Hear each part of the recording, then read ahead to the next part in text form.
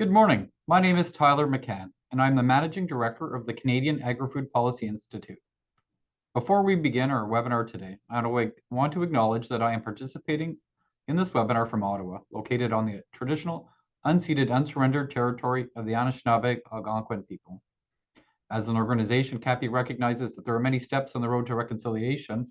It's a journey that we take together, and we continue to always try and remember the important efforts that need to be made to ensure that we make progress and that progress is durable. All of the work that we do at CAPI is made possible by partners through the agri-food sector and across value chains that come together to advance policy solutions. This support is essential in exploring these issues that are important to the sector and to people like you that are joining us today. Today's webinar is sponsored by the CSA Group. We thank them for their partnership and support. Recent work by CSA Group has provided key insights into the opportunities and challenges to develop standards to identify and verify regenerative agriculture practices in Canada. Regen ag practices are driving economic growth and deliver environmental, economic, and social benefits, but as a system, its impact remains limited, in part due to unclear definitions and low adoption rates. Today's Ag Policy Exchange is going to dive into these issues. I'm joined by 5 leaders in the field for the discussion today. We will open with a presentation to set the stage, followed by a panel discussion with leaders who will answer the question, do we need standards and certifications for regenerative agriculture? But first, we'd like to hear from you. There'll be a poll come up on the screen. Please take a couple of seconds to answer the question. Do you think that we need standards and certifications for regen ag? The choices this morning are yes, no, or maybe if there's a clear value proposition. So take a minute and fill this out. Let us know what you think. While you're doing that, we encourage you after the webinar to take a look at a publication CAPI released this morning, a transition binder for the new agriculture minister.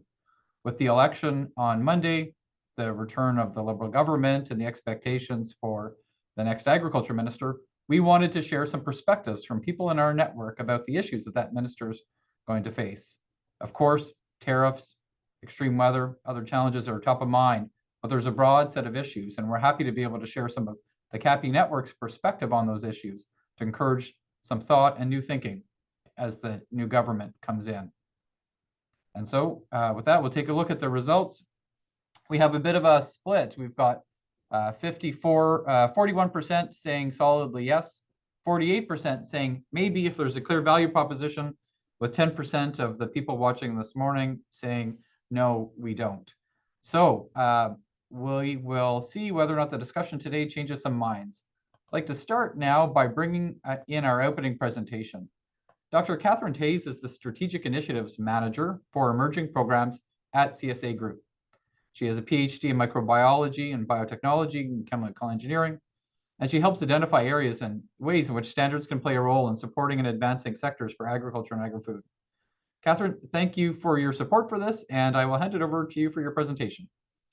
Thank you very much for the introduction. I'm very pleased to be here with everyone today to talk about standards for regenerative agriculture.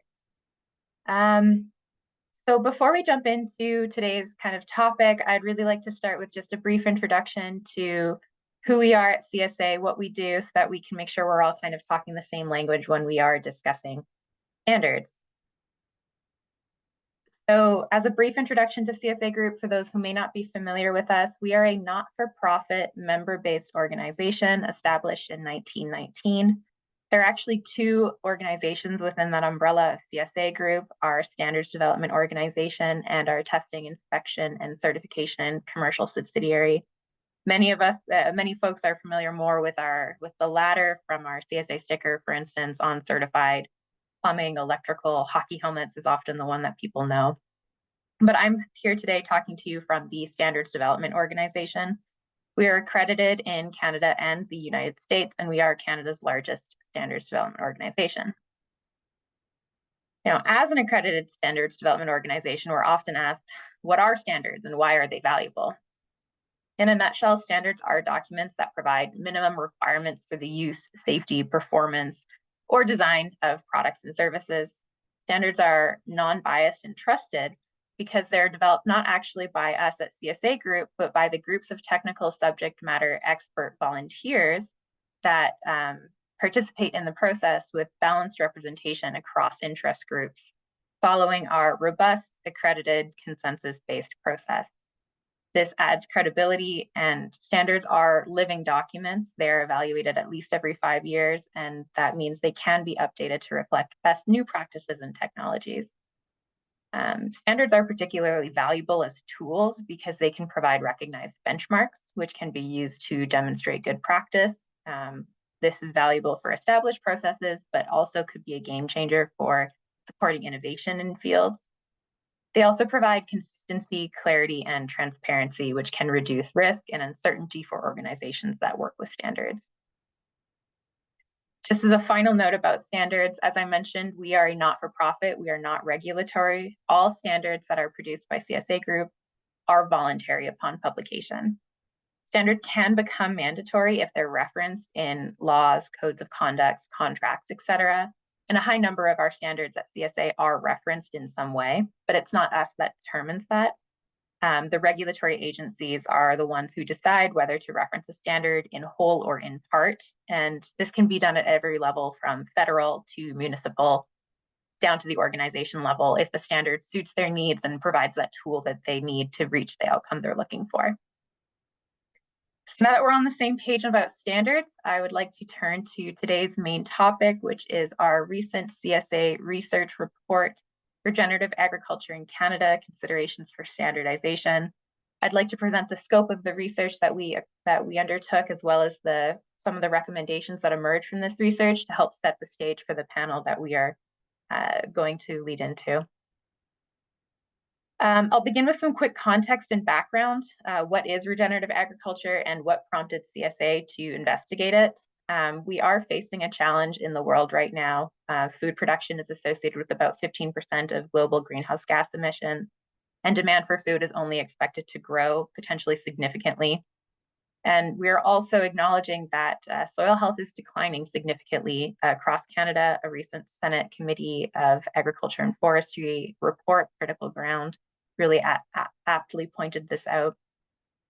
Now, regenerative agriculture is being positioned as a potential solution and avenue to address sustainability.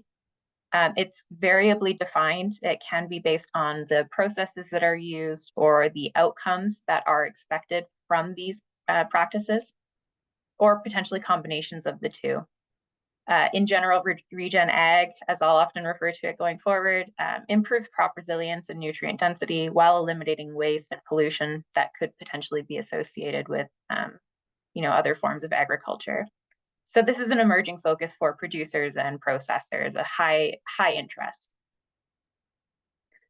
So the research that we undertook sought to answer the question, what does regen ag look like in the Canadian context? This research was led by the team at the Smart Prosperity Institute on behalf of CSA, and the scope of the work included defining what are the central principles of regen ag, both established and emerging, a discussion of the common practices and their associated outcomes, including what those measurements and indicators might be for success. The report also looks at identifying what is the transition process looking like for Canadian farmers and what are some of the most important barriers or enabling conditions in that successful implementation. And then, as with all CSA research, it included an aspect to identify that standards lens, where there are potential standards gaps that standards could play as a role as a tool to help address. Now, as part of this, the methods included in this research included a literature review of what's available out there, as well as expert consultation, one-on-one conversations with practitioners, others in the field. It also included 2 workshops, a farmer focus group, as well as a broader group of interested parties. And throughout the work, a high degree of discussion emerged around the ideas of scope and simplicity, recognizing farm level differences and enabling unity in a definition, which I'd really like to summarize as a balance of adaptability and simplicity. And how do we achieve that with something like a standard as a tool? So the first section of the report I'd like to open with was really focused on examining definitions, outlining what those key principles are that are established. And there are near universal acceptance of certain on-farm principles under the topic of regen ag. This is core to many of the definitions and programs that were analyzed in this report. To summarize these briefly, the first is to minimize soil disturbance, for example, reduced tillage, and this is prioritizing soil structure. The next is to keep soil covered year-round, for instance, with cover cropping, and this can provide a protective layer and a regulatory effect on the soil. The third central principle is to keep live plants and living roots in the soil, which can improve ecosystem function. The fourth, enhancing biodiversity, for instance, implementation of crop rotation, and this can improve resistance and resilience in the system. And then finally, incorporating farm animals to increase soil carbon and generally increase soil health. Now, those were fairly universal in terms of how they were positioned within different definitions and different systems of regen ag, but that's not the whole picture. There is a growing Canadian understanding of the principles of regen ag, and that resulted in a number of discussion points within this research report. I'll briefly summarize some of these. And the 5 emerging principles, these are other production principles that are often captured under that umbrella of regen ag. These are becoming more common, but perhaps not quite at the same level of consensus as the previous slide.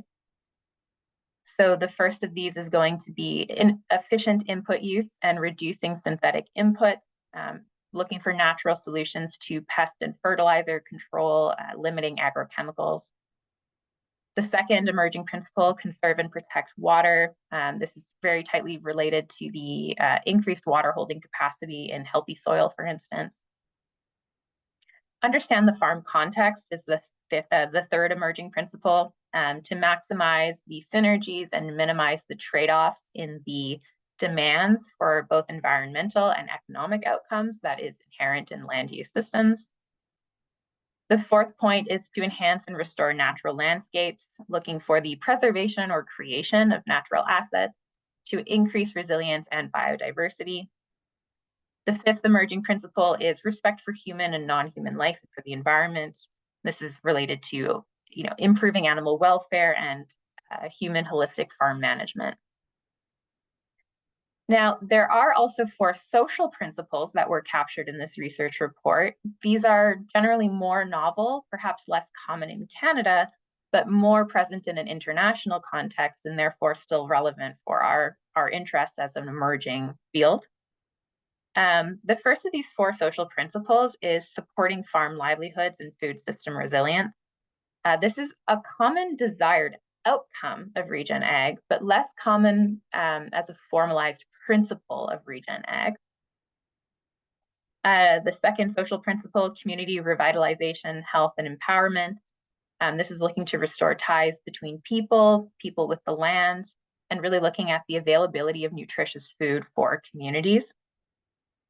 The fourth social principle of regen ag that was captured is capacity building and knowledge transfer. This is looking at learning opportunities, mentorship, or supporting the development of communities of practice.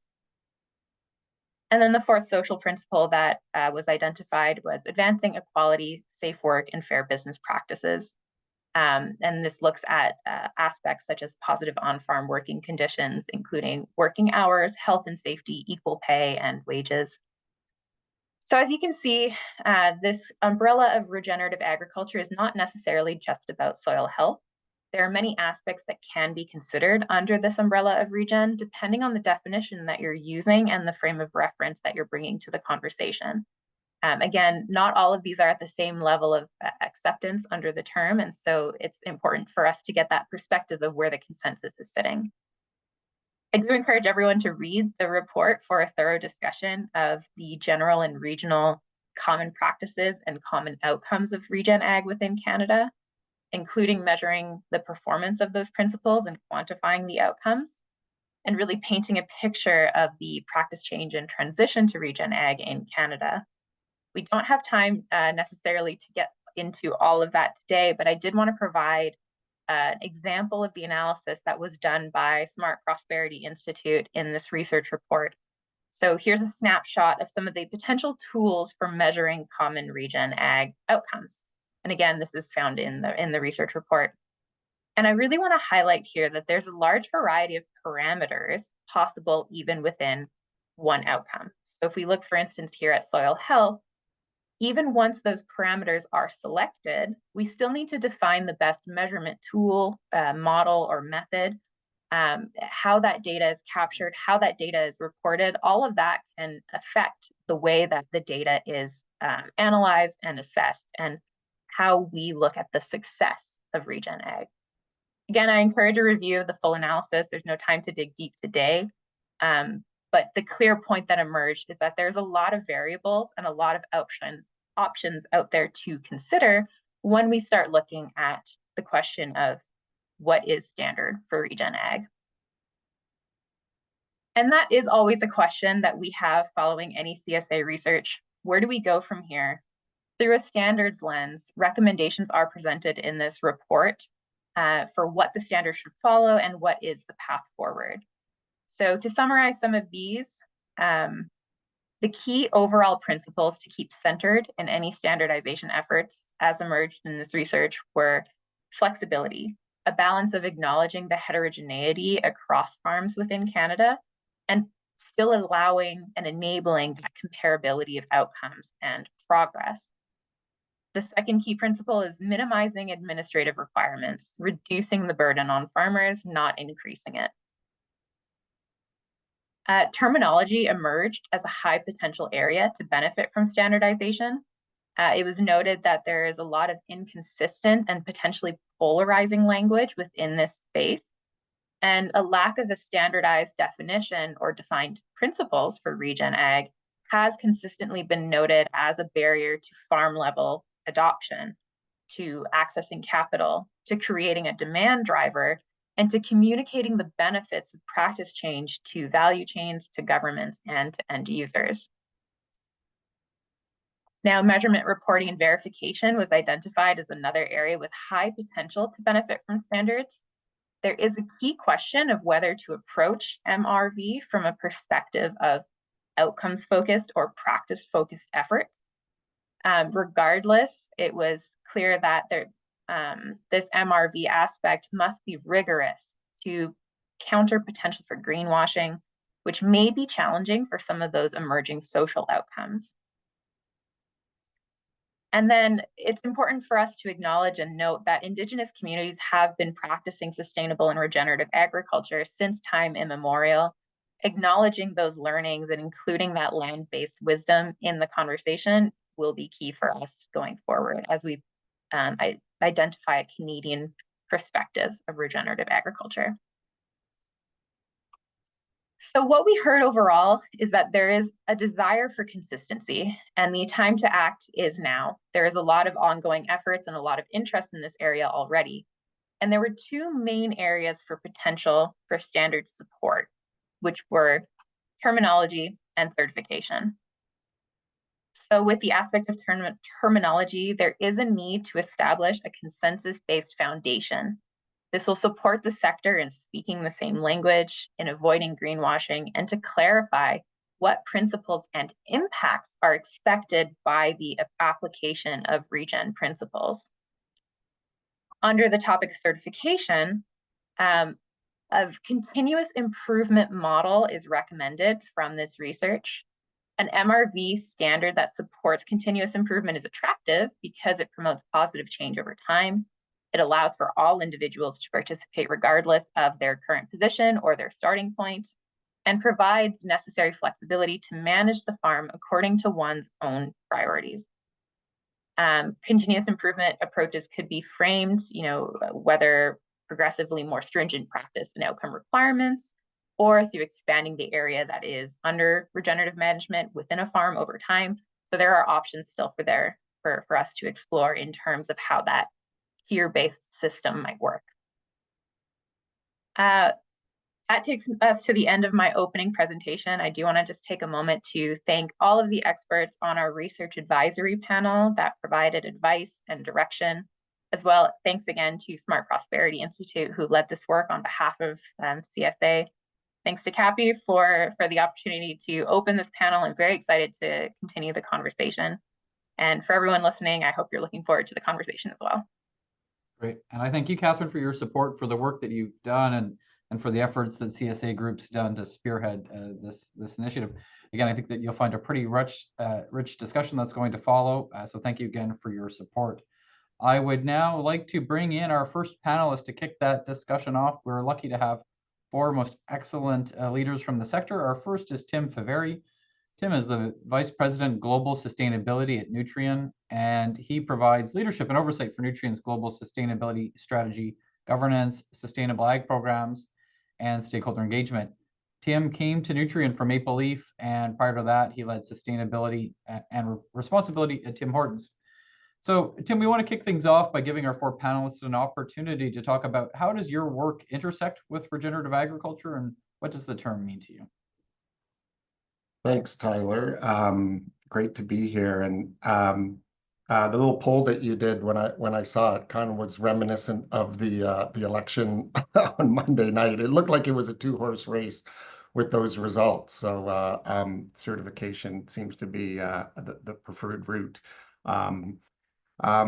Nutrien is definitely connected within the regenerative agriculture space. We're the largest fertilizer manufacturer and retailer on the planet, based out of Saskatchewan and Alberta. And we work with over 500,000 farmers, growers through North America, South America, and Australia every day, providing them guidance with respect to their own businesses and their farming operations to help them be successful. So from a regenerative agriculture perspective, and it was kind of brought out by Catherine, it seems to be on a global level, a little bit of a patchwork quilt of how companies define it or make claims. 2 years ago, I was in New York City at Climate Week and walked into this salad place, and there it was. The first regenerative claim that I saw, it was called, add regenerative quinoa to your salad, and no explanation whatsoever.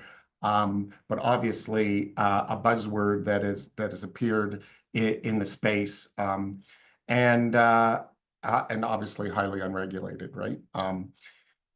We here at Nutrien, and particularly with our sustainable ag programs, have to take a farmer-centric approach. They're our biggest customer. They buy our products. They take our advice. And farmers in North America, anyway, are a little bit confused by that term regenerative agriculture.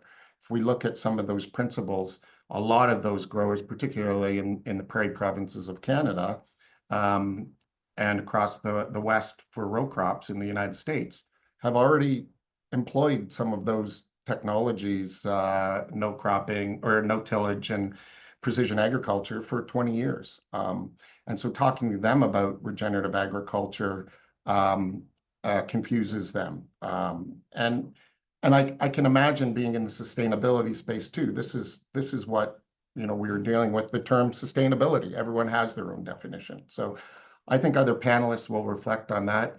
What we've tried to do is talk to our farmers and our customers on what really matters to them, and that is an approach where we can support continuous improvement through a farm management system on farm, improving soil health, building organic matter, enhancing nutrient recycling and nutrient use efficiency, reducing emissions, improving water quality, improving and conserving biodiversity. But the biggest thing is improving their yield, their crop yield. Because that also, from a sustainability perspective, gives farmers skin in the game and our industry skin in the game around reducing additional lands that may need to be converted.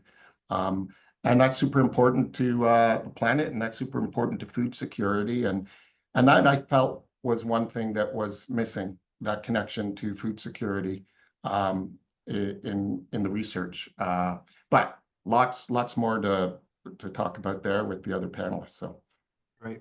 Thank you, Tim, for setting the stage. Look forward to diving into some of those things with the others. So thank you again, Tim, for being our first panelist. Our second panelist that we will bring in this morning is Jess Newman, a Senior Director of Agriculture and Sustainability at McCain Foods.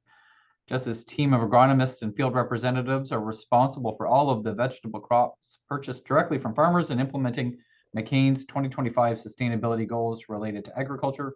She has worked at the United Nations Food and Agriculture Organization, Ecologic Institute, New York City Mayor's Office of Sustainability, and others. Jess, can you talk to us about how does your work intersect with regenerative agriculture, and what does that term mean to you?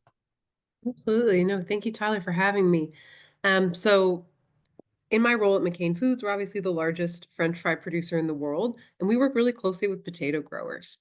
About 350 of them across the US and Canada, but globally over 3,500. We have pretty clear commitments as a company on regenerative agriculture. In fact, as a privately held company, like we don't publish any financial reports. The only report that we publish every year is our sustainability report. That is who we are publicly.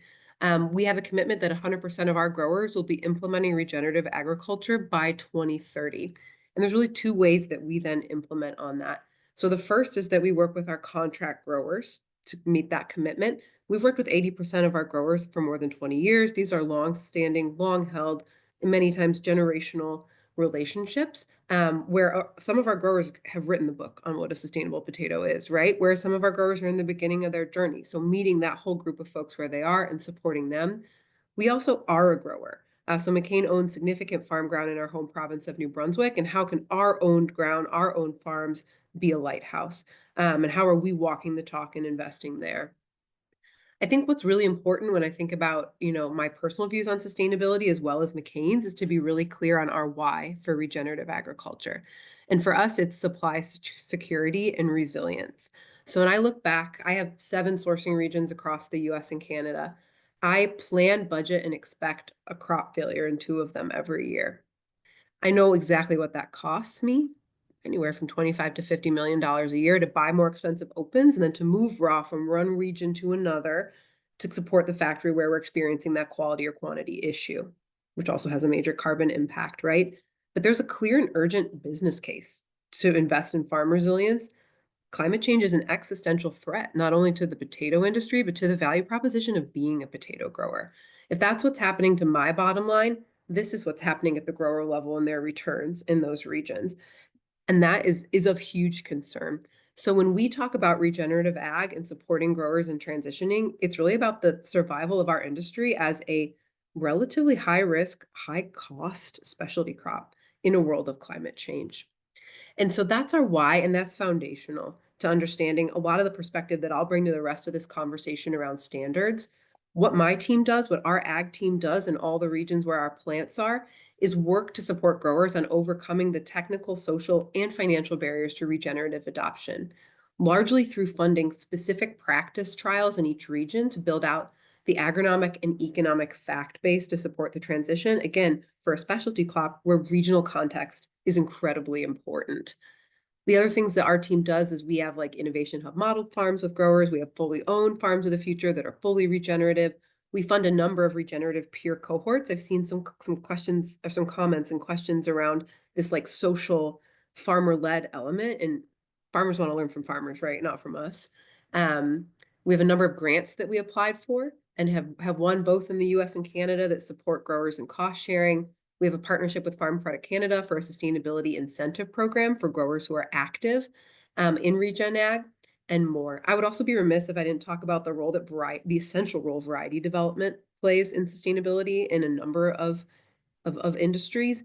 We could realize, for example, a 20% carbon reduction if we are just converting to new varieties over the next 20 years. So that's kind of how I intersect with Regen Ag. And in terms of how I would define it or what the term means to me, McCain actually has a very specific definition that Elise very helpfully dropped in chat. If you click on that, you'll see our regenerative framework. This is a PDF of our definition. It includes all the key pillars of work that Catherine touched on. Here are kind of the principles that are most important.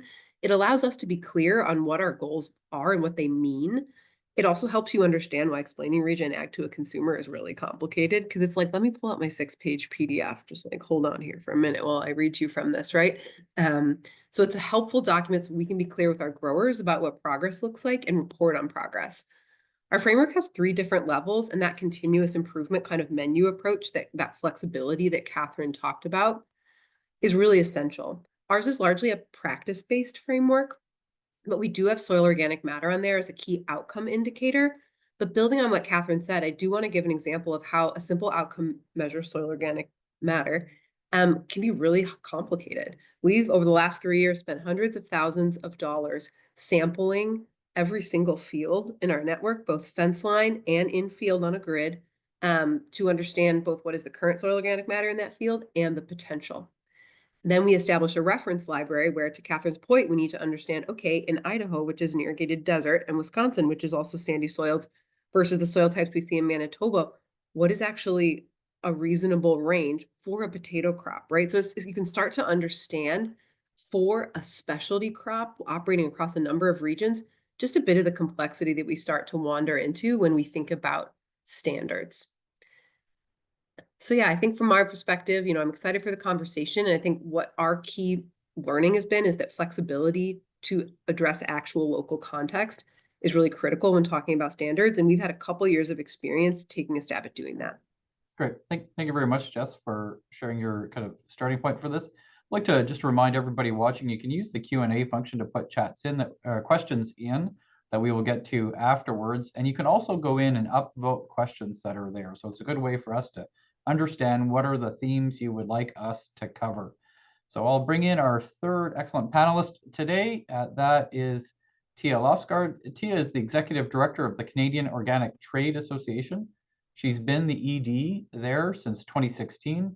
She has extensive experience working in the organic food industry. She co-founded Camino Chocolate as the first fair trade and organic certified cocoa and sugar company, and went on to hold senior roles with Fair Trade International in Canada and the United States.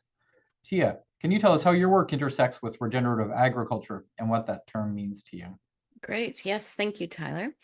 And hello, everybody.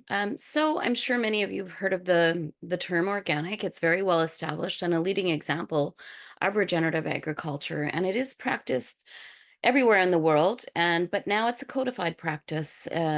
It is production methods that have really been used for millennia. And I think that's a key part of our understanding of regenerative, is that these practices should be rooted in traditional and ancient techniques and really aim for long-term results instead of short-term, in order to have really truly important results. Of course, we are a standard that is recognized. I've been in the system forever, so I can talk about the days when it was voluntary, and it became mandatory and regulated by government in 2009. So still a fairly new movement if you think about us only when we've been regulated 15 and a half years ago. And that term organic is owned by the government as well as the organic logo. But just to highlight that organic has been around for forever. And really, we've got a lot of operators who are not certified that are probably practicing organic standards. And it's really a market choice. So, but just to highlight that regenerative in our system is certified, and the certifiers are accredited by two accreditation agencies, but with ultimate oversight by the CFIA. And of course, our standard is incorporated by reference into the Safe Food for Canadians Act, which also allows us to trade internationally with equivalency arrangements with 35 different countries. And our practices are governed by principles which have a lot of similarities to what is proposed by the CSA Group. Our principles are the health, care, fairness, and ecology. And we really believe it's a holistic practice that you need to look at in regards to caring for the earth, but also caring for people, caring for animals, and that there is no silver bullet in order to achieve regenerative agriculture and achieve nutrient-dense food, which I think is the ultimate thing that we need to be talking about, is food should be produced for people that has high nutrition content. And when I think about, organic and how it fits into the regenerative landscape, I think we're very ambitious in regards to all that we try to do. And when we've done some evaluations that with the Sustainable Development Goals, out of the 17 goals, organic actually ticks the box for 11 of them. So this is where we've had a lot of discussion in the last 5 years as the term regenerative has come up and been a new buzzword with no definition. And we've had to take a look within our sector to come up with a regenerative statement. I'll put it in when I'm not talking into the chat, but it is our position statement to really look at what the organic sector feels deserves to use the word regenerative from our organic perspective, and to ensure that there is no greenwashing. One of the things that we've really been, I guess, concerned about is that it's like the days when there was green or natural, not defined. We've gone through those times before. And I love the fact that people are thinking about what is this term and how is it should be used. So one of the things that I wanted to mention is that organic, of course, isn't a practice, and it is something that has not been, I'd say, traditionally focused on outcomes, such as this model is, but there are measures moving ahead in regards to measuring more GHG reduction. We've got way better studies happening with the Rodale Institute in Pennsylvania. I'm going to drop the links to 2 studies, but Rodale actually saw the need to actually use the word regenerative in a new voluntary standard called the Regenerative Organic Certified Standard, developed by the Regenerative Organic Alliance. And when you have a standard, there's always actors who just meet the bare minimum, and then there's those that go well beyond. And so for the Regenerative Organic Standard, they decided to build in additional things that would build in really clear criteria in regards to no-till, and not no-till, reduced till, because in organic you need to till a bit, otherwise you have to spray. And then of course in organic you do not, you're not allowed to spray chemicals on your food or your crops. So there's a real new emphasis on carbon sequestration and animal welfare and social fairness, and the tiered system, which is also similar to what is being discussed here. And again, all of it needs to be baseline organic certification and then audited to the additional standards by third-party verification.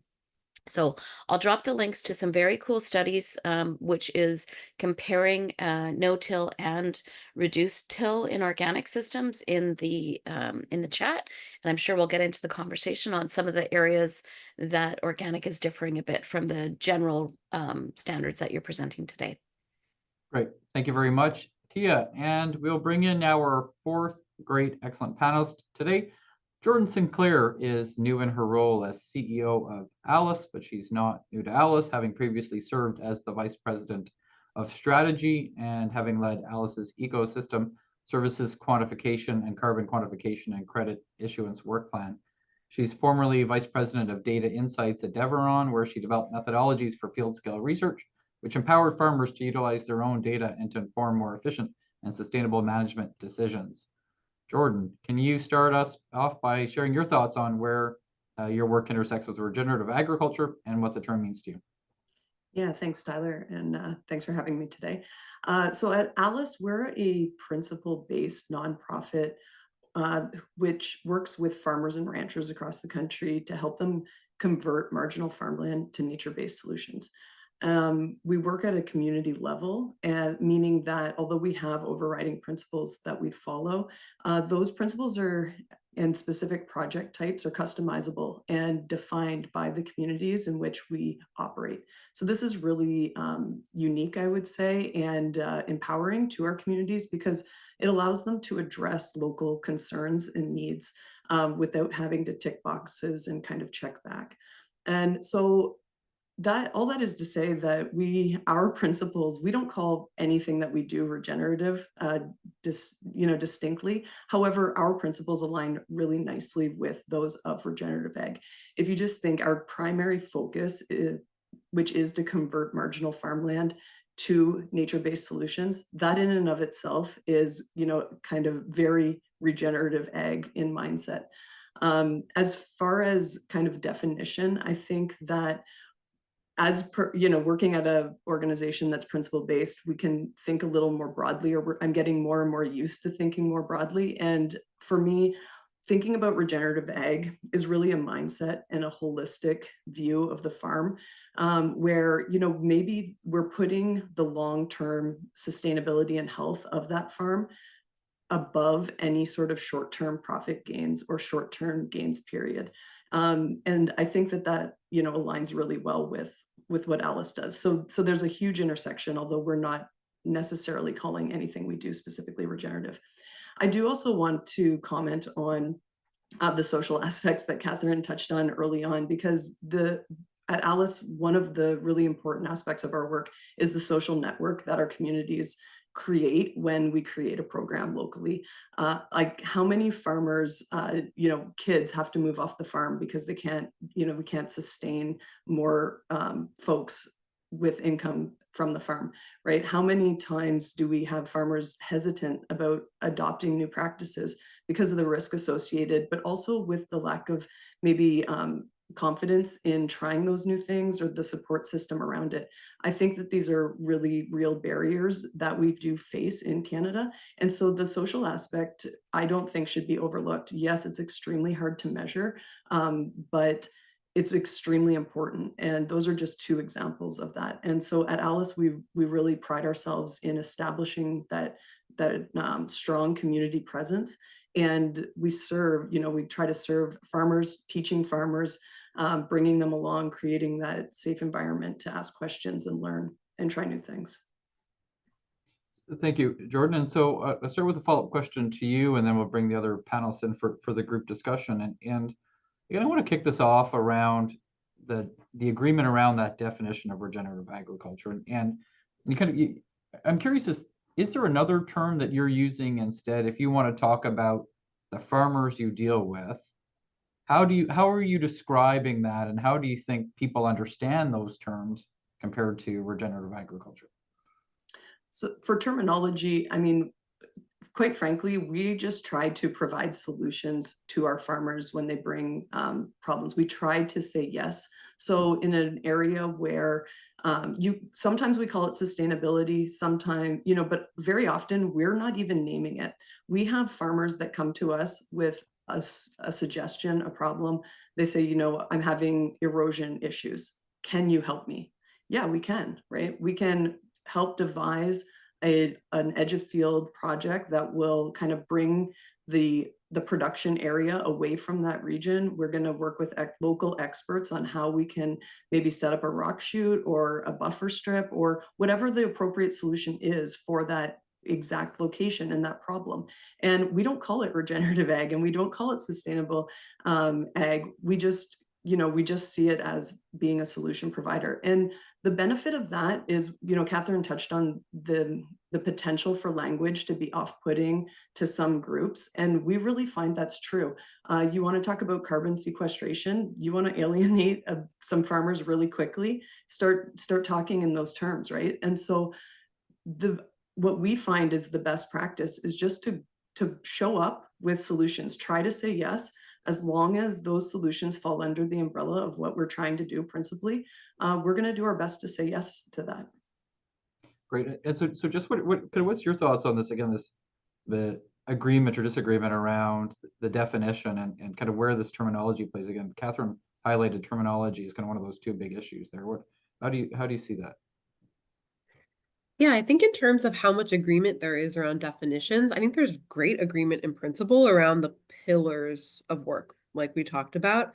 But I think to Jordan's point, like where it gets fuzzier is when it's like, okay, well, like what practice in this context, and like how fast can this person go, and like what does an excellent outcome look like in this region? I think that's where you get into a lot of the complexity around definitions, and where we've found that, like, okay, like if you have a specialty crop, like you got to get deep in your commodity and in describing and understanding what that looks like in each region, because the kind of clarity of definition is at that high level in principle, but then how you actually act on the ground and that flexibility to address local context is where things can get a little bit complicated. And what I would say to Jordan's point around terminology is McCain released our regenerative framework and commitments like about 5 or 6 years ago, when there was not as much energy around like what the word means. And I feel like sometimes we come up against the fact that for certain audiences, it is like an immediate shutdown, right? And then it's like, well, let me talk about resilience and supply security, because like that's why we're doing this, right?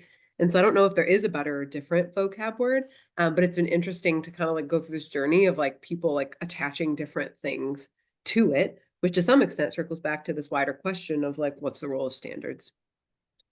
And Tia, do you want to come in on that? Because again, I think one of the benefits of an organic standard is that there is clarity around what it means and there's a good understanding for it. How do you see that kind of helping on the terminology space and Yeah. what it means? Yeah, without that codification of the practices, it's really impossible to build public trust and to really have, any form of trade relationships. I remember the day when there were 70 organic logos, which represented 70 different standards, right? Thank God we have one now, which is great. But just to highlight that the cover cropping, the composting, the inclusion of animals, reduced tillage, occultation, keeping plants in the soil, those are all things that organic has codified and we've had forever in our systems, all with that goal of, really working with nature to ensure long-term soil health. But the one area where I don't feel that there's been a lot of discussion in the regenerative movement in regards to soil health is the use of chemical inputs, which we believe does harm the soil and plants, and which impacts the health and nutrition of consumers, animals, and ultimately the environment. So, we are bringing forth that conversation. I just presented at a health conference on the weekend, that to achieve no-till, you really need to spray pesticides. And there is a strong body of research that shows that it disrupts the soil microbiome and it harms soil organisms that are central to the goals of regenerative agriculture, which is sequestering carbon and building healthy soil and protecting biodiversity and conserving water, etc. So we want to bring that conversation back to reduced till, because it is important for us to, and you'll see in the Rodale studies that we put in the link, there's a comparative of organic intensive till and also reduced till. And of course, the impact is way better on reduced till. So I think we really need to bring that into the conversation of regenerative, because it is difficult to bond with the word regenerative with knowing that GMOs and chemical synthetic pesticides are being used. Tyler, can I make a Jordan, comment go ahead. here? Is that okay? Yep.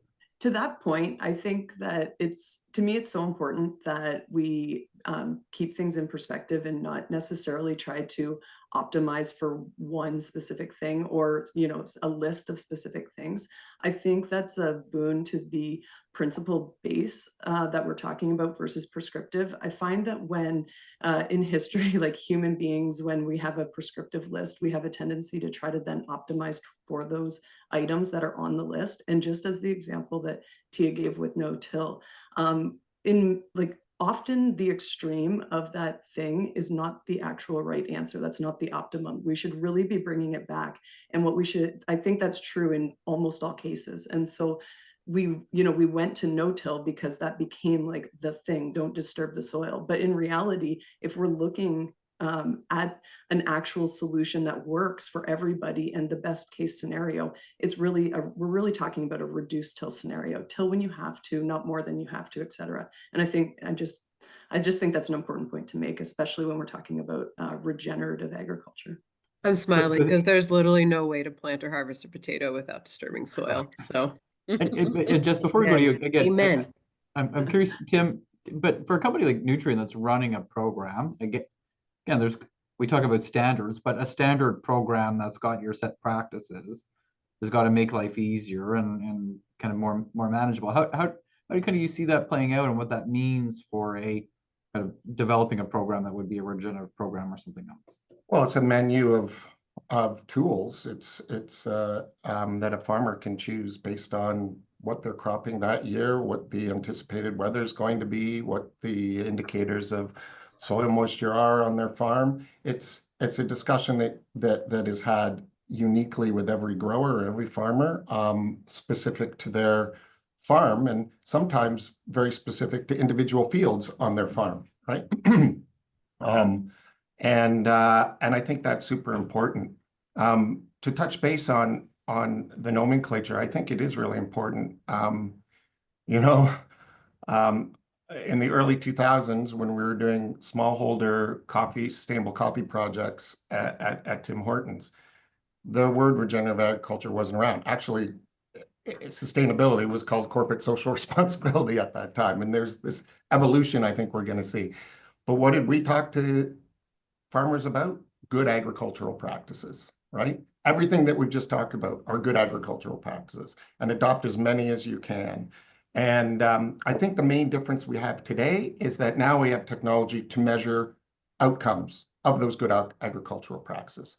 And we got really excited about that. And we can monetize that, and we can, you know, and we're still in this stage where MRV isn't fully established, or there are a lot of MRVs. Tia, it's like a lot of organic certifications. Everyone's trying to do MRV, but they should be based on sound, good agricultural practices. And then the certification piece, I think, as Jess indicated earlier, it really needs to be the farmer's business decision, right? To push something down on a farmer is the wrong thing. They're running their own business, right? So show them the value, calculate a return on investment. Does this improve your yield? Does it improve your income? And I think there's then a value driver behind that certification. And I think that's where, in that poll that you did at the beginning, and the outcome of Catherine's research is like, it has to provide value to the farmer. Like, full stop, it has to provide value. And so one of the kind of the realities with a value proposition, though, is that it depends on, again, these can be very context specific. And we're on a spectrum, right? Of, on one end, we've got certified organic practices that are very codified. On the other end, we have, I think somebody earlier alluded to, you know, natural or sustainable, where it's kind of the Wild West, and where there probably are some very legitimate concerns around greenwashing. What does this really mean? I guess just maybe just to start with you on this, kind of when you think about that spectrum and that kind of return to farmers and the value, how do you kind of think through these things as McCain's, and kind of where you land and what that means for you as a company, and then for the farmers that you're dealing with? Yeah, no, it's an interesting question, because I think we come back to our why for Regen Ag is supply security. So from that perspective, certification is probably less important, right? Than the actual practice adoption and change on the ground.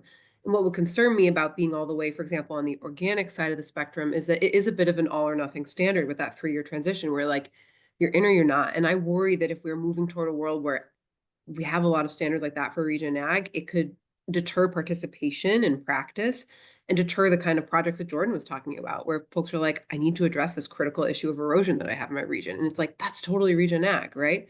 But it doesn't mean that you're on the spectrum, but you're not going all the way, right? And so what I like about the Regen Ag tent right now is that there's room for what's needed, and there's room for dipping your toe in, and there's room for the growers who are writing the book, right? And like, it's about meeting folks where they are and advancing. So from the supply security perspective, I think that I get a little bit concerned, right, about the idea of standards. What I do see urgency around is standardizing metrics and MMRV platforms to some extent with other crop buyers, so that growers are not getting a million different requests, and so that there is some level of clarity, at least at a practice level, about what this means.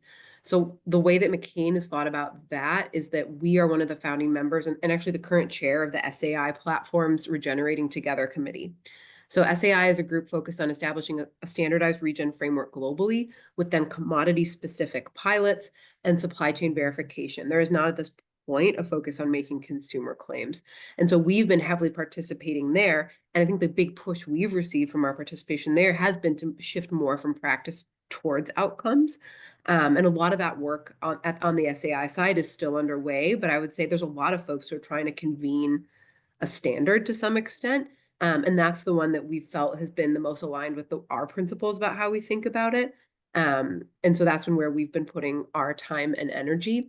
But I think the only other perspective I would offer on this is that McCain also has a regenerative branded product. We have Regen fries, which you can actually buy on shelf in Canada right now. The way that I think about our like regen products is that they're a bit of like gravy on top. It's like, we're doing this for supply security. If this gets some of our consumers excited, awesome, right? And it's been a bit of an experiment, right? But what we've seen over the last 3 to 4 years that product has been in market is we've done a lot of activations focused on education about what regen is for consumers, because it is quite poorly understood. We've used a third-party verifier to verify to our own standard, but with the evolution of, for example, like Canada's C59, updates to the competition laws, all of a sudden we're trying to figure out, okay, like what does it mean? What do we have to do to make a claim? Okay, we have to show outcomes. And so there's been, we've been shifting our sampling to be a lot more rigorous. Okay, we need microbial DNA sampling on every field if it's going to run into this SKU. What else do we need? And so I think that there's been a bit of a cautionary tale here about, like, we've seen that if our only reason for doing regenerative ag was to market a SKU, I think that we'd be a bit dead in the water right now. It is extremely difficult. It is going to be extremely litigious. And just the pure monitoring and verification costs alone to even understand what level we need to meet are getting really high. So when I think about where we want to land in the spectrum, it's like, how do we not kill what's beautiful? And I think for McCain, what's mattered there is that RY isn't that end-facing consumer interaction necessarily where we need to be like 1,000% buttoned up.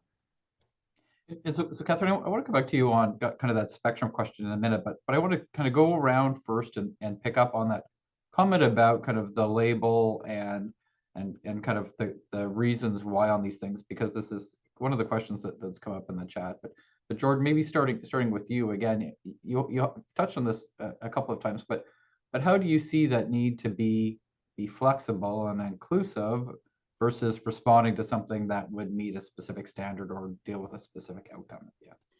Yeah, I think this is where kind of obviously the rubber meets the road, and it's we are playing two sides of the coin a bit. I think it's a challenging question that we need to think deeply about, because on the one hand, like, we're also doing some of our funders require some MRV and to different degrees, and so we are playing with that as well.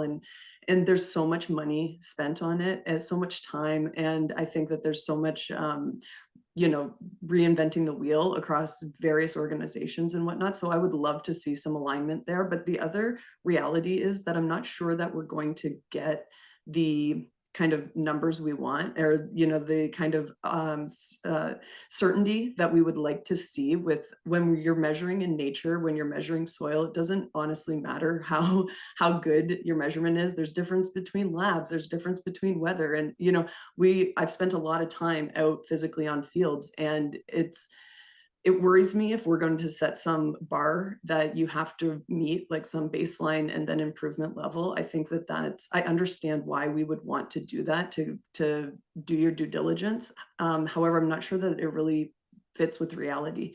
And so I like Jess's kind of explanation about, like, let's not kill what's beautiful, but at the same time recognizing that you have to have some level of accountability. And so I think that is exactly what we're talking about today, and exactly why we have panels like this. And Catherine's leading this is exactly to answer that question: where is that middle road that we can where we can meet and be both certain and allow for just like good work to be done? Because man, I think about the amount of money we spent on MRV in the last couple of years, and I think about how many acres I could have put in the ground for that same amount of money, and sometimes it makes you wonder, but. Yeah. So Tim, what are your thoughts on this? And again, when you think about MRV accountability and its role in standards or certification or marketing at the end of the day, how do you kind of square that circle? Yeah, I think I'm very aligned with Jess and Jordan on this. Standardization is going to be key. And it's another tool in the toolbox for farmers to make that decision on, right? If they can get a higher price for the commodity because it's certified, and it's not an administrative or cost burden to them to implement, then we can provide that guidance, right? Yeah, I don't have much more to add. Very, very aligned with Jess and Jordan. Great. And T, I'm interested in, and again, I'll add an additional question that we've got. Nous avons reçu la question en français. The question came in French, and again, we encourage everyone to do that if they would like. But the question is, are you worried about, and I think it's directed to you, are you worried about organic producers giving up on their certification in order to become regenerative? And I'll ask that and weave that into a question around, when you think about kind of that MRV type approach for certification, it is inherently baked into the system, but how do you see that kind of dynamic playing out? I've been dying to speak about the other questions, so I'm going to go there first. Okay. Organic is not just organic certified. That is a weird thing to hear from a trade association that works with a lot of certified producers. But in the international context, there's many small farmers that are using participatory guarantee systems. And that is really market dependent. So if you need to sell to a market that it's required and it's far away, get certified. If you don't and you're local and people trust that claim, what happened when the National Organic Program in the United States came out, many people said, we don't want to go this far. So they got something called certified natural. So it's got the NOP standards for organic, and it's not quite as intensive, right? So there are other options depending on what your market needs are. And I think that's the most important thing for us to think about is, how do we make sure that we're not alienating farmers? It's ultimately them that are put under the microscope of their practices and how it is that they're farmed. And they have to measure their own, like a report card with every sale that they're doing to get these metrics for people. I worked in fair trade previous to this, and asking small farmers to do so much reporting and metrics is very difficult, very, very difficult. But when you are working in a certified system, you do get statistics and metrics that perhaps are not there if you're not certified, if you don't know what that same standard is. But on the same side of things, you're right. It can get complicated. It can get administratively burdensome, especially small farmers who speak 1,000 different languages trying to read either an English, German, or French document, right? So I think that our system needs to be really flexible. I would like to see if there's more of a small producer standard for Canada, so that those that aren't selling, internationally don't have to go the full ride. We've got lots of plans in our organic action plan to address things of this nature, because we don't want to see people excluded from a system, because if they're doing the practices, they should be able to make the claim. So that is definitely something that we don't want to see. High costs. We don't want to see mega reporting. We don't want to see too much of an administrative burden. So I think currently the system is, it's difficult a little, but we'd like to see some improvements made there. And I think our system needs to consider that. And are you worried about losing farmers from your system into a regenerative system if that term label becomes more of a thing? Depends on the market, like what the market demands, right? And what consumers demand. Nobody really knows what regenerative is yet. And we've spent 35 plus years educating on what organic is.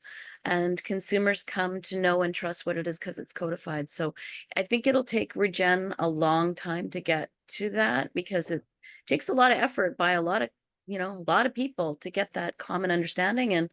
And also, especially if Regen claims are coming in from other countries, like we experienced when there were 70 other logos, there was no trust in organic back then. So I think you got to almost get to the global standardization before consumers fully will understand and kind of get behind it. That's my perspective. Can I build on that quickly, Tyler? So, yeah, I think I like your points, and I think that's why we're excited about Side Platform's kind of global reach. But one interesting kind of data point that has come out of our Regen Fries is we've done a lot of marketing activation specifically focused on education, and specifically using like Facebook's like Roblox, Megaverse, like all words that if you ask me to like actually explains what that means, I would show how old I am. But a lot of online games where people can come and do work at our potato farm of the future, right? And like grow their own regenerative potato. And it was the kind of game that like sounds like school. But like over 10 million people played the game when we first released it, and they spent on average 4 minutes in the game.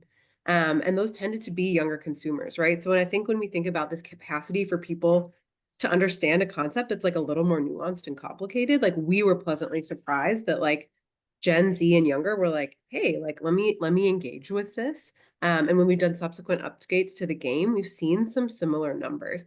So I think that as like the big nerd in the background who's like, this is what it all means, context, like it was cool to see that like there was some will, like 4 minutes is a long time from an advertising perspective.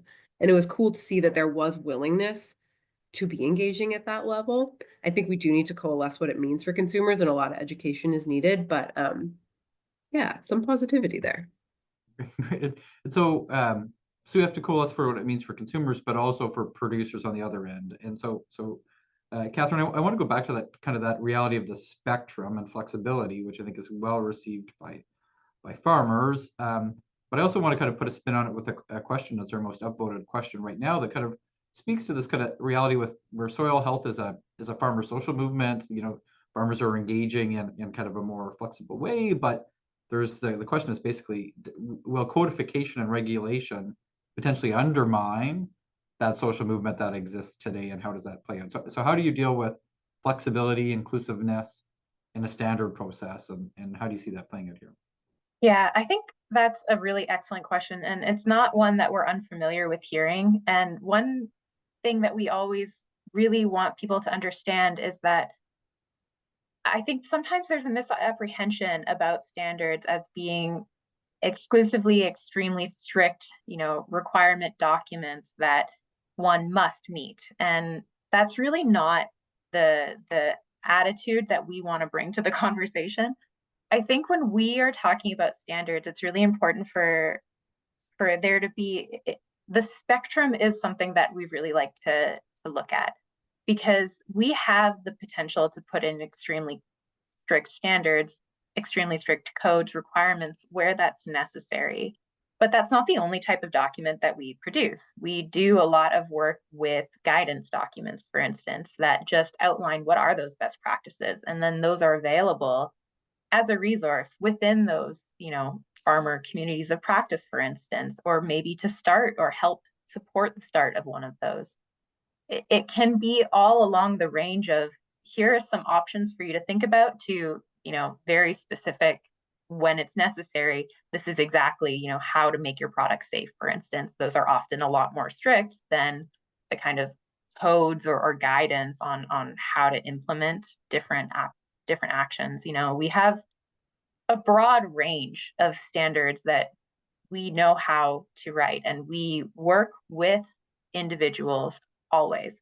I really want to emphasize that as well, is that, we are experts on how to come to consensus. That's something that we're very good at, is how to get people around the table, how to include the right voices. And we have a whole infrastructure on how to do this with our accredited process, which does include a public review stage always.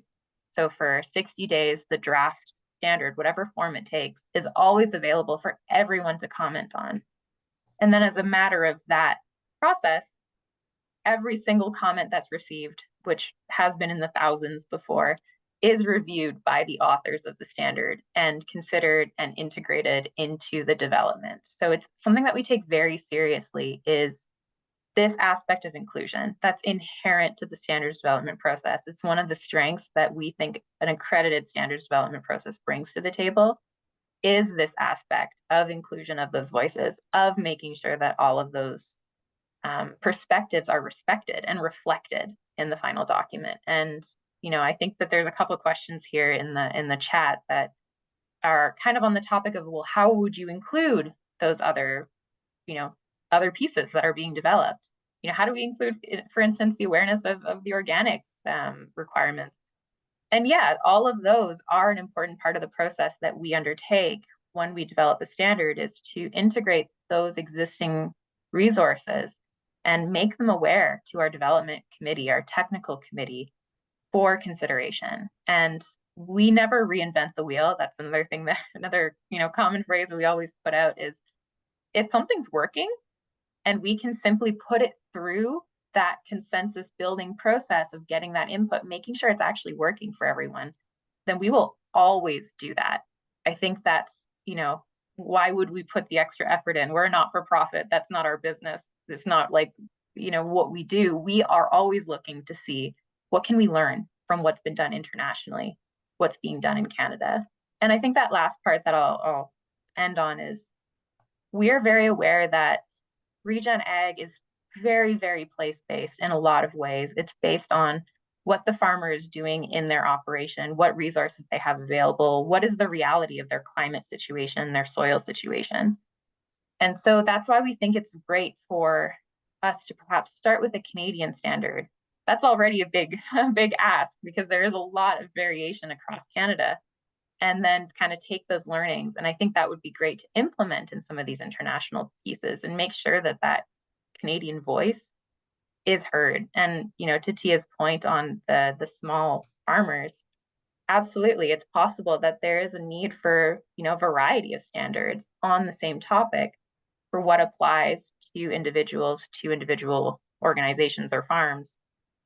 Those are all things that we are open to hearing about. You know, we listen to the voice of the sector and then we help them meet their goals, because I think Tim mentioned tools.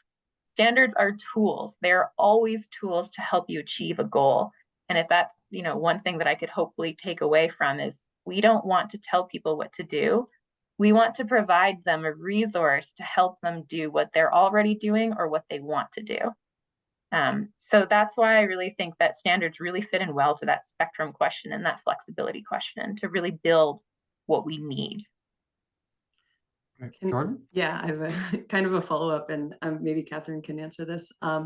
One of the things that I've kind of bounced around as I think more and more about this is that maybe regen ag, given the broadness of that word, you know, that this whole sector is what maybe it would fall, the standard would fall under the structure of like the LEED certification of a building or something.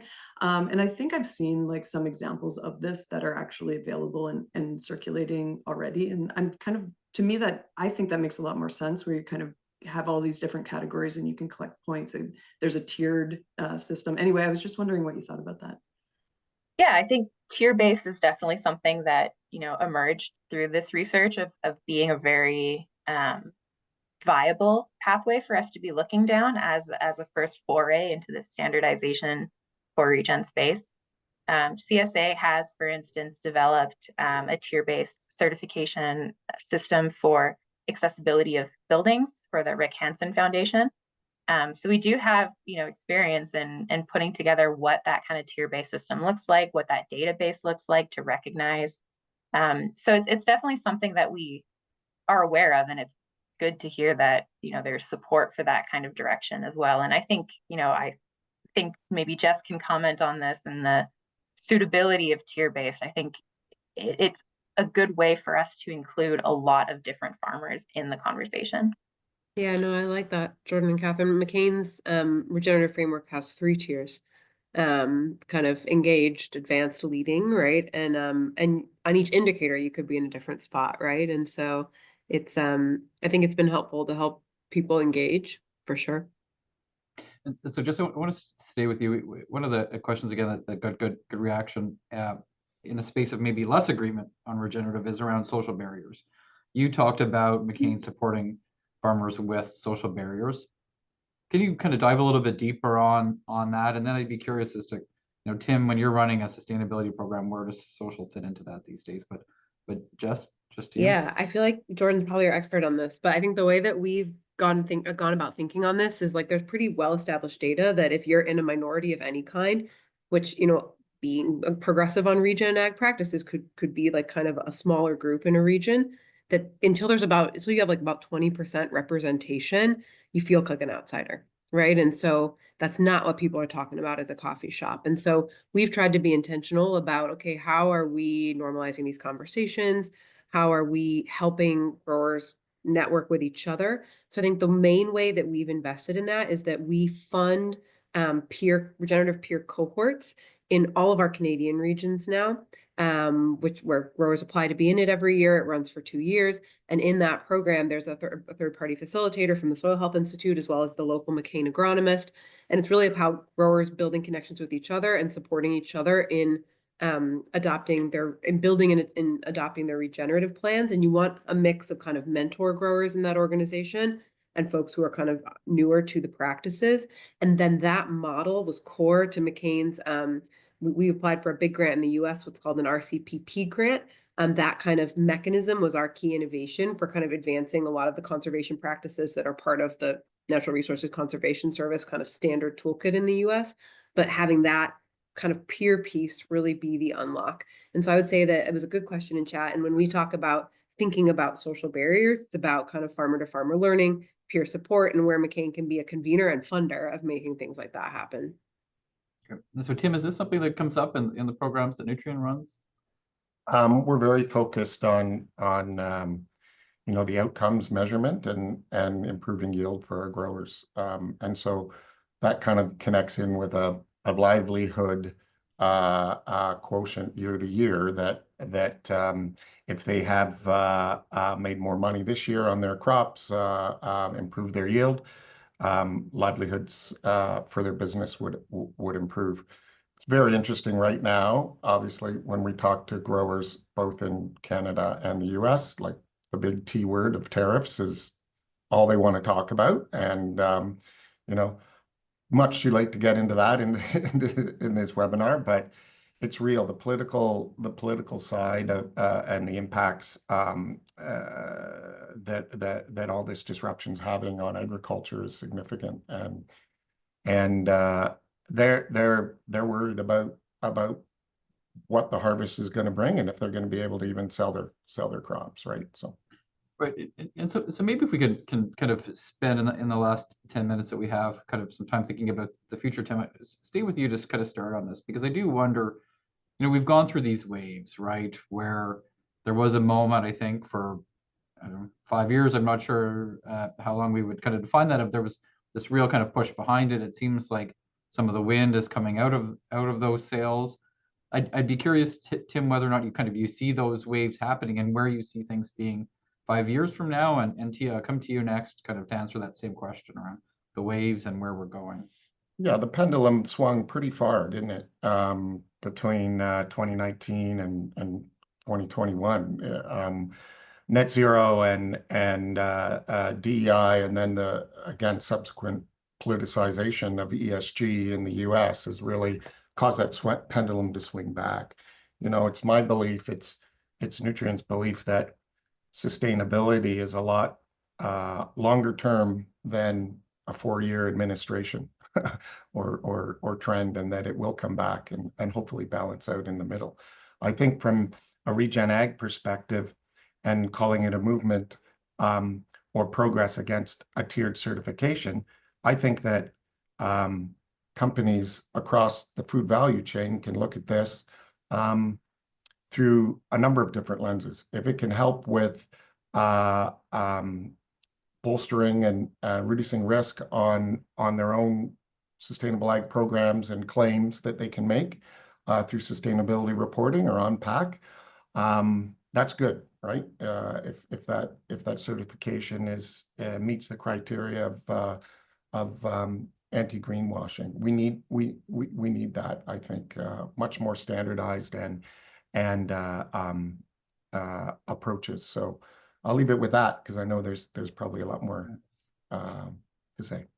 So Tia, your thought on the waves and kind of where the water's heading? There's been many waves, and I maybe should have responded to this when you said, do we see a threat in people moving to regen? I think there's been a lot of like single claims, like glyphosate free certified or non-GMO certified. They come, they go, but the one thing that's consistent is organic, right? Like the organic market is continuing to grow. In the US, they're saying it's going to triple in the next 10 years. Asia is going to double by 2030. So it's something that just the market is there. And that means that the farmers go to it because there's a premium. It's good for their soil. It's good for their family. You know, it's good for their farmers' health, etc. So I see that we're continuing to move in that way. I'm so happy to see additional movements moving in that way because we've talked about Organics 3.0, right? We weren't certified. We all got regulated by governments in Organics 2.0. We need to be thinking about the future of how more farmers get on this trajectory. So if regenerative is that stepping stone, fabulous, right? But it does need to, in our opinion, go to that next level so that we are reducing our reliance on synthetic fertilizers and pesticides and GMOs, which really does hurt the soil and has other ramifications to gut health, etc. So I'm kind of curious, right? Because you talk about kind of 3.0, but it almost sounds like 3.0 is I was going to say a step backwards, but that's not the right word. 3.0 is like a more flexible approach, or creating more space, or there's more space in the transition. Is that, am I characterizing that right potentially? I think it goes back to that participatory guarantee systems that's well established in the global south. What's the version of that we could have in the global north, right? That is just for local. So, I mean, in British Columbia, we have an organic certification that's just for local sales. Its standards are different, but pretty much the same as the Canadian organic standards. Maybe there's other versions that are going to come out of that for domestic local. So. Jordan, how do you see these kind of waves going, and what it means for Alice? Yeah, I mean, it's 100% true that our farmers are interested in market-driven, incentives. However, I really think that even today, and more so every day, the desire to get into our program and to participate and to make some of these changes is really coming at a necessity. And I don't see that changing. And I, in fact, see that increasing. So, it's about survivability. It's about increasing the resilience of their farms so that they can live to farm another day. So, for example, when we talk about increasing diversity in a pasture or cover cropping an area, a lot of times that allows our farmers to keep a couple extra head of cattle on that land when they see their neighbors having to sell off because there was a drought out west, for a specific example. And we're seeing these extreme weather events all of the time. Things that used to be maybe cause a wet spot in your field so that you couldn't harvest that area once every 3, 5, 10 years. They're happening every year now, and it just makes financial sense to turn that into a wetland. We have folks knocking on our door in a waiting line, and I think that that's only going to increase. And I really believe that the main driver, for at least in my experience, is kind of out of this environmental necessity to increase the resilience of the farms. Great, thank you. And Jess, you talked about kind of launching this 5 years ago. What do you see those waves look like and where it's going? Yeah, you'll hear something similar to me to what Jordan said, which I think is, whatever we call it, whatever standards we have, we're all in on this hypothesis that investing in regen ag and resilience are critical to the survival of our industry. And in the hypothesis that growers who are on that journey of transition toward regen will eventually outcompete. And so that's going to take every tool in the toolkit. And I think at McCain, we see our role as removing barriers and supporting and speeding that transition. And Catherine, I want to go to you last with a bit of maybe a different wonky policy question for you, because again, we've had an election on Monday. Both of the leading parties effectively ran on commitments of reducing burden and red tape. This is a common theme. Certainly was featured in the Liberal platform, where they're going to make it easier for everybody to do business. I guess I'm curious, when you think about kind of the regulatory landscape and changes that are coming there, what do you think that means for the standards landscape and any kind of effort to move away from regulations to standards instead? Yeah, I don't think that I can comment particularly persuasively on regulatory landscape, other than to say we believe that standards are useful to help identify what the consensus in the sector is. So it kind of provides that clarification and provides that work, that input to identify, what does work, what will work in the future potentially. And because they are living documents, we maintain them, we update them, we make sure that they are still meeting the need. At least every 5 years, we do a full review of the standard and make sure this is still good, this needs to be updated, or it's not meeting the need anymore and needs to be withdrawn. So I think that standards are tools that can be beneficial to support regulation, to help streamline things. They aren't intended to make things more difficult for people. They are intended to provide that kind of clear, centralized understanding of, if you're trying to achieve X outcome, you can follow this standard. And so I think it's a really simplification, I hope, and really how to action something. They're actionable pieces, they're tools.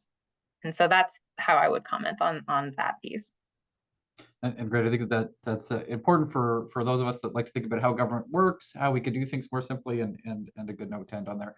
I really want to thank Catherine and the team at CSA for working with us on this. We were quite pleased to host this. I'd like to thank Tim and Tia and Jordan and Jess for taking part in the discussion. And for all of you watching this, this will be up on our YouTube channel in the next day or so. Please feel free to share it with your friends. Thank you very much again, everyone, and have a great day.